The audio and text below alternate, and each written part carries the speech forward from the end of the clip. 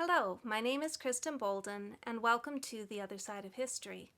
In this talk, I would like to discuss an interesting little book by Arthur Spalding, and it's called Brothers of the King. I think it's a real gem, and I'd like to share some of the thoughts that are found in this book with you. Arthur Spalding, he speaks of how Jacob's sons all had tendencies which, while unsanctified, were great weaknesses, but became strengths when they were converted. If you would like to look up with me, Genesis chapter 49, here Jacob, he speaks of his 12 sons. From oldest to youngest was Reuben, Simeon, Levi, Judah, Dan, Naphtali, Gad, Asher, Issachar, Zebulun, Joseph, and Benjamin. Now Genesis chapter 49, verses 3 and 4, here Jacob speaks of his eldest son. Reuben, thou art my firstborn, my might and the beginning of my strength, the excellency of dignity and the excellency of power. Unstable as water, thou shalt not excel, because thou wentest up to thy father's bed, thou defilest thou it. He went up to my couch. Now how stable is water? Would you use water as the foundation for a church or your house? Would it stand up sturdily and firmly? No. Water runs downhill, curling around every little molehill in its way, always seeking the easiest course, and always going downhill. This was Reuben. He had good qualities. He could be amiable and kind-hearted. He was ready to relieve distress, but he had no backbone, no grit, and determination to go through hard things. He always sought the easiest way. This reflected in his personal life. In his private life, he was not master of his appetite and his passions. In his public life, he was not decisive and would not stand against the oppression of his fellows, or the opposition also of his fellows. Now, Reuben, he did not approve of this plan urged by Simeon to kill Joseph. He was more kind-hearted than that. But unstable as water, he could not lead. Instead, he would always seek an easier way. Being the oldest of the brothers, he had the right to leadership. But instead of saying, "No, we will not kill Joseph," he said, "Here is a dry pit. Let us put him in there and leave him. He will perish, but his blood will not be on our hands." When his brothers had gone, Reuben actually intended to pull Joseph out of the pit and to send him home. Reuben may have rationalized that Joseph really did need a few hard knocks. I can hear him say, "He is the petted favorite of his father and always keeps an eagle eye upon the misdeed and the rank speech of us, his older brothers. He thinks he is a god in rectitude, commanding in his ignorant innocence for evil to be gone, when really half of life, no, all of reality is hid from him. Yet he would assume to be a censor of life. The young fool, who is he to rebuke us, his older brothers, for men's laughter and men's blows? Then there is that striped coat that he loves to show off, and his dreams, the bowing sheaves, and the sun, moon, and stars, 12 stars. It is a cause for laughter. Shall we, men who smote a whole city and dared the countryside to block us in our march, fall before this big-eyed, moon-faced coddling? Of course, we know that Reuben's indirect plan and his muddy speech and skirting around the difficulty involving Joseph's treatment did not turn out exactly as he planned. While he went away to hide his feelings from his brothers, at Judah's suggestion, Joseph was sold as a slave. E.G. White, in her book, Great Controversy, says, Reuben's grievous sin at Edar made him unworthy of the birthright blessing. The priesthood was apportioned to Levi, the kingdom of the messianic promise to Judah, and the double portion of the inheritance to Joseph. The tribe of Reuben never rose to any eminence in Israel. It was not so numerous as Judah, Joseph, or Dan, and was among the first that were carried into captivity. Yet, when converted, the weak, vacillating, and sensuous Reuben became a kind and helpful man, whose qualities shined and were perfected in ministry to others. After conversion, he became strong in principle and true and pure in his motives and actions. Let's read about the next son, which is in Genesis chapter 49, verses 5 through 7. And actually, it discusses both Simeon and Levi. Simeon and Levi are brethren. Instruments of cruelty are in their habitation. My soul, come thou not into their secret, unto their assembly. Mine honor, be not thou united. For in their anger they slew a man, and in their self-will they digged down a wall. Cursed be their anger, for it was fierce, and their wrath, for it was cruel. I will divide them in Jacob, and scatter them in Israel. Again, Great Controversy says, at the numbering of Israel, just before their entrance to Canaan, Simeon was the smallest tribe. Moses, in his last blessing, made no reference to Simeon. In the settlement of Canaan, this tribe had only a small portion of Judah's lot. And such families as afterward became powerful formed different colonies and settled in territory outside the borders of the Holy Land. Levi also received no inheritance except 48 cities scattered in different parts of the land. In the case of this tribe, the Levites, however, their fidelity to Jehovah when the other tribes apostatized secured their appointment to the sacred service of the sanctuary, and thus the curse was changed into a blessing. So I think this is a really amazing thought. By the right action on the part of individuals, the generational curse that is placed on people from the third to the fourth generations can be changed. A curse can be changed actually into a blessing. When converted, even the power-hungry and cruel Simeon and Levi became zealous and loyal workers for God. Instead of wanting to rule, they sought to elevate and empower others. Instead of being king, they became willing to serve. Judah came to be the leader in Israel after the failure of his older brother. The crowning blessing of the birthright was transferred to Judah. It was to the line of Judah that came the lineage of Christ. Now let's read that. It's in Genesis chapter 49, 8 through 10. It says, Judah, thou art he whom thy brethren shall praise. Thy hand shall be in the neck of thy enemies. Thy father's children shall bow down before thee.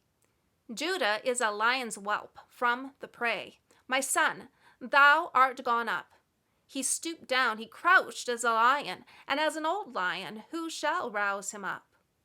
The scepter shall not depart from Judah, nor a lawgiver from between his feet, until Shiloh come, and unto him shall the gathering of the people be. So, Great Controversy says, the lion king of the forest is a fitting symbol of this tribe, from which came David, and then the son of David, Shiloh, the true lion of the tribe of Judah, to whom all power shall bow and all nations render homage, which we know is Christ. However, before Judah was converted, he too had faults. We see him falling under passion, as did Reuben. He also took part in the abuse that was heaped upon his brother Joseph. All of Jacob's sons needed a conversion, and most of them to a very great degree. Now, Genesis chapter 49, verse 13, it talks about Zebulun. And it says, Zebulun shall dwell at the haven of the sea, and he shall for an haven of ships, and his border shall be unto Zidon. So it seems that before Zebulun was converted, money may have been his god. A man good with financial affairs and dwelling at the great junctions of trade, gathering in an abundance of that which flowed through the arteries of commerce. The ability to get wealth is a blessing when used for God, but when it's unconverted, it is selfish. Those who have this ability to gain wealth often attain it dishonestly. However, when converted, Zebulun would have helped the unfortunate and the poor, where before he would have taken advantage of them. He would have acknowledged that it is God that gives the power to get wealth. And, like Zacchaeus, he would have restored what he had taken that was not rightfully his. Now, in Genesis chapter 49, verse 14, it talks about Issachar. Now, Issachar is a strong ass, crouching down between two burdens. And he saw that rest was good, and the land that it was pleasant, and bowed his shoulder to bear, and became a servant unto tribute. So we may be speculating here, but it seems that Issachar may have been slow of movement and perhaps even of wit. He could have lacked the discipline of his brain and fingers so that he could improve the power to do tasks. Yet when converted, Issachar, his slowness would have been replaced by a solidity of judgment. Perhaps he was never a brilliant or great orator, but his counsel would have been solid. He would have been a true burden bearer and looked for ways to make others pass smoother. Now, Genesis chapter 49, verse 16 talks about Dan.